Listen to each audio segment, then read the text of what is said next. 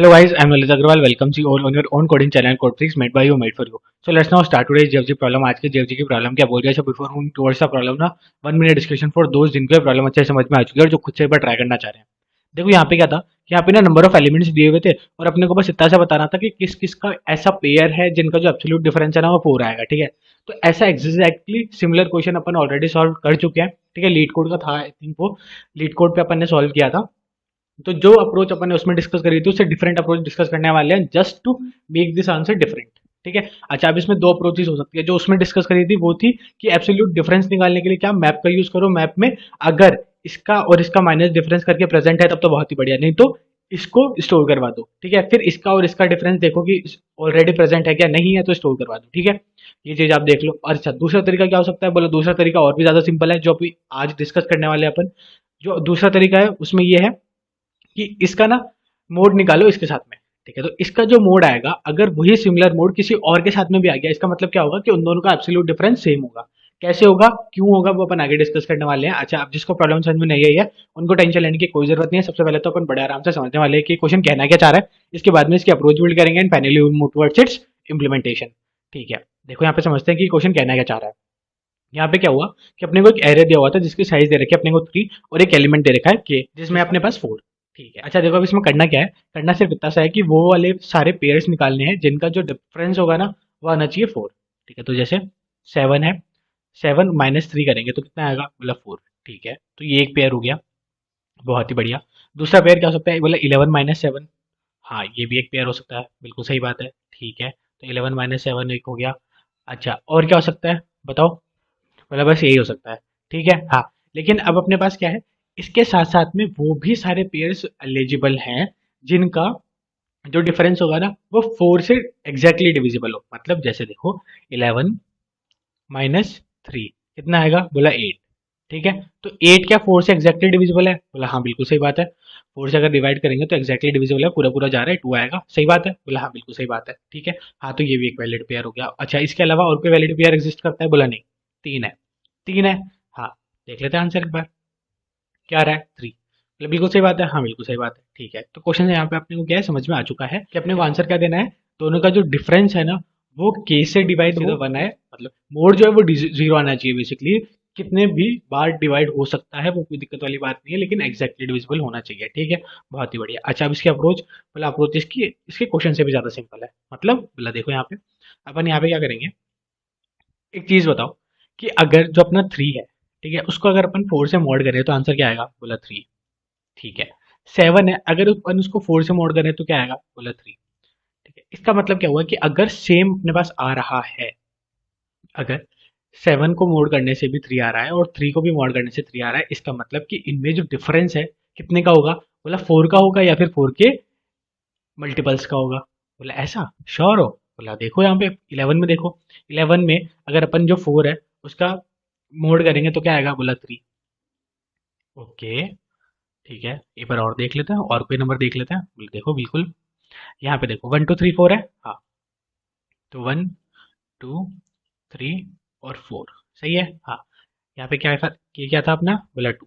ठीक है, अगर 2 है तो 2 का मोड इसके साथ करेंगे क्या आएगा, 1. इसके साथ 0, इसके साथ में 1, इसके साथ में 0. ठीक है, अब जहाँ जहाँ पे 1 है वो चेक करो. हाँ ये 1 है और ये 1 है तो इनका डिफरेंस कराओ कितना आएगा, बोले 2 ही आएगा. बिल्कुल सही बात है. अच्छा ये 2 है और ये 4 है, इन दोनों का डिफरेंस कराओ क्या आएगा, 2 ही आएगा. बोले बिल्कुल सही बात है. तो क्या अपना जो मोड है वो बड़े आराम से ये बता पा रहा है कि आपका कौन सा डिफरेंस चाहिए और कौन सा नहीं है. अच्छा अब ये यहाँ पे 3 आ गए, इनका क्या मतलब हुआ, इनका मतलब ये हुआ कि जितनी बार अपनी एक डिजिट आती जा रही है ना उतनी बार ये पॉसिबल है. मतलब जैसे इनिशियली अपनी क्या है 0. ठीक है, फिर यहाँ पे अपने पास एक बार और आ गई तो इसका मतलब अपना एक पेयर बन सकता है. ठीक है, अपन ने 0 इसीलिए स्टोर करवाया है क्योंकि एक सिंगल डिजिट है तो इसका कोई मतलब ही नहीं, अपने को सारे पेयर निकालने थे. बोले बिल्कुल सही बात है, तो सिंगल डिजिट का कोई मतलब नहीं है. लेकिन यही सेम डिजिट अगर एक और बार आ गई तो अपना एक पेयर बन सकता है. अगर यही सेम डिजिट एक और बार आ गई अपना तो कितने पेयर बन जाएंगे, बोला दो नहीं.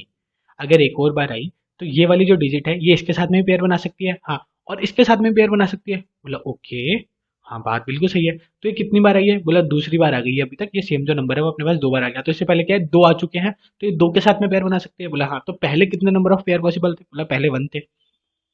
अब कितने पॉसिबल है, बोला 2 और पॉसिबल है. तो टोटल कितने हुए 3, क्या 3 आंसर है इसका, चेक कर लो. हाँ 3 आंसर है। ठीक है, दूसरे का देख लेते हैं। इसमें क्या हुआ, बोला ये जो 1 है वो जीरो, मतलब फर्स्ट टाइम जो था वो नंबर ऑफ पेयर्स कितने बना पा रहा था, बोला 0। ठीक है, ये 0 कितने बना पा रहा था, बोला 0। फिर 1 एक और बार आ गया, बिल्कुल सही बात है। हाँ, तो इसने भी कितने नंबर ऑफ पेयर्स बना लिए, 1। ठीक है, अब 0 एक और बार आ गया तो इसने भी कितने नंबर ऑफ पेयर्स बना लिए, बोला 1। टोटल कितने हुए, बोला 2। समझे? हाँ, क्या 2 ही आंसर है, बोला हाँ 2 ही आंसर है। बस हो गया क्वेश्चन सॉल्व, बोला है, बोला हाँ। देखो यहाँ पे अपन ने क्या किया, इसको समझो ध्यान से। अपन इस फंक्शन के अंदर आए, फंक्शन के अंदर आते हैं अपन ने क्या बोला, बोला एक आंसर नाम का वेरिएबल बना लिया जिसको अपन ने इनिशियलाइज कर दिया 0 से, बोला ठीक है। उसके बाद में क्या किया, एक एमपी नाम का अपन ने एक इंटीजर वेरिएबल बनाया। अच्छा, इंटीजर वेरिएबल कैसे पता चला गया, यहाँ पे तो कुछ भी आ सकता था ना इनका डिफरेंस। ठीक है, तो ये 1 2 3 4 या फिर आपने जो भी ये पहले से स्टैंडर्डाइज वैल्यू दी है इसको, ये कैसे पता चली।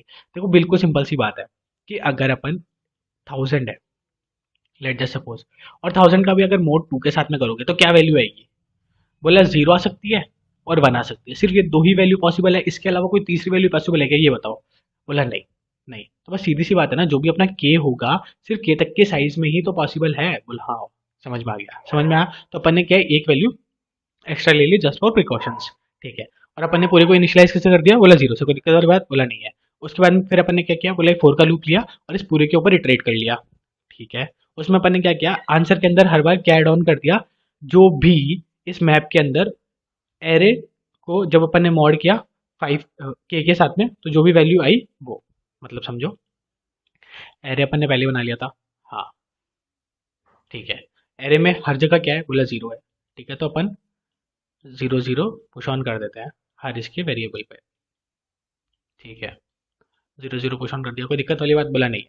ठीक है, अब अपना क्या हुआ, सबसे पहले कौन सा नंबर आया, बोला 3 7 11 था। ये रहा 3 7 11। ठीक है, अपन ने किसके साथ मॉड किया, बोला 4 के साथ में मॉड किया, तो 4 के साथ में मॉड करेंगे इसका तो क्या आएगा, बोला यहाँ पे आ जाएंगे अपन, 0 1 2 3 यहाँ पे आ गए। हाँ, यही है, देखो एक बार इसमें एरे का मॉड, एरे का जो वो ith एलिमेंट है उसका मॉड करो के साथ में, वो एमपी के उस वाले स्टेज में आ जाओ। ठीक है, आगे। हाँ, तो इनिशियली इनिशियली अपना क्या था, प्रेजेंट, बोला 0। तो आंसर ने कितना रेड ऑन क्या किया, बोला 0। ठीक है, उसके बाद में फिर अपन ने क्या किया, अब यहाँ को इंक्रीमेंट इंक्रीमेंट करके क्या कर दिया, यहाँ पे 1। ठीक है, फिर अब यहाँ पे अपन आ जाएंगे 7 पे। बहुत ही बढ़िया। अब 7 पे है, 7 को वापस मॉड किया, तो 7 को वापस मॉड किया तो यहाँ पे क्या आ गया, बोला 1। 1 को ऐड ऑन कर दो, इसको वापस इंक्रीमेंट कर दो। बहुत ही बढ़िया। फिर यहाँ पे आए वापस, तो यहाँ पे आते ही वापस क्या किया, 4 के साथ मॉड किया, क्या आएगा, बोला 3। 3 पे आए वापस अपन।